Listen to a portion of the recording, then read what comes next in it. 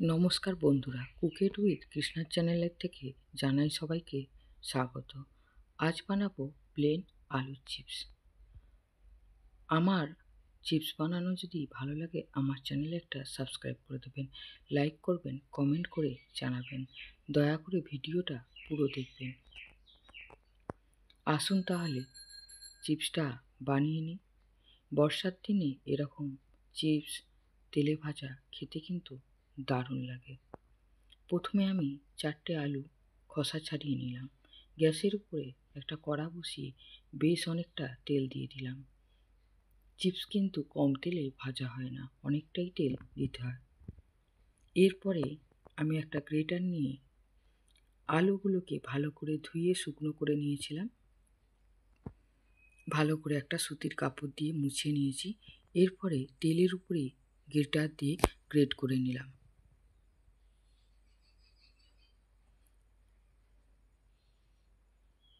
এরপরে বাকি যে চিপসগুলো সেগুলো আমি আলাদা স্ল্যাপের মধ্যে ঘষে নিলাম। নেওয়ার পরে আমি ভালো করে একটা কাপড় দিয়ে মুছে নেব। মিডিয়াম আঁচে আমি ভেজে নেব।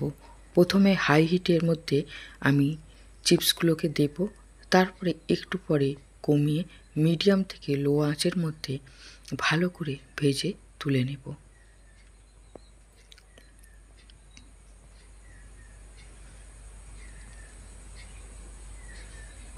প্রথম ব্যাচ ভাজা হয়ে গেছে, আমি নেড়ে চেড়ে তুলে নেব। একটা ছাঁকনি দিয়ে ছেঁকে তুলে নেব।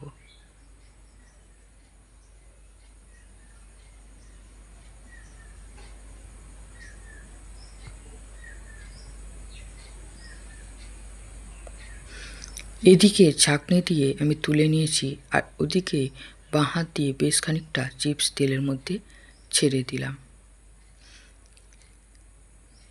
তুলতে গেলে যে তেল ছাঁকতে যে সময় লাগে, সেই ছাঁকার সময়েই আমি দিয়ে দিলাম আরও খানিকটা আলুর চিপস তেলের মধ্যে।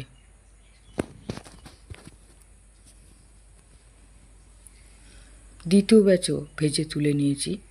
বাকিগুলো এইভাবেই একইভাবে ভেজে তুলে নেব চিপস।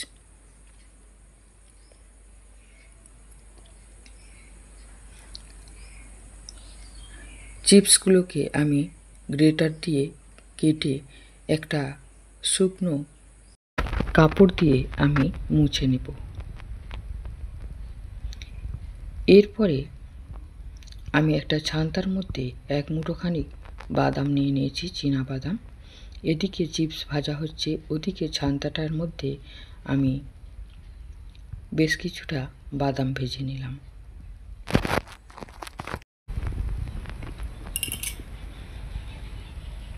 এইভাবে দুটো জিনিসই একসঙ্গে ভাজা হয়ে গেল। আর একটা ছান্তা দিয়ে এইভাবে আমি নেড়ে নিলাম।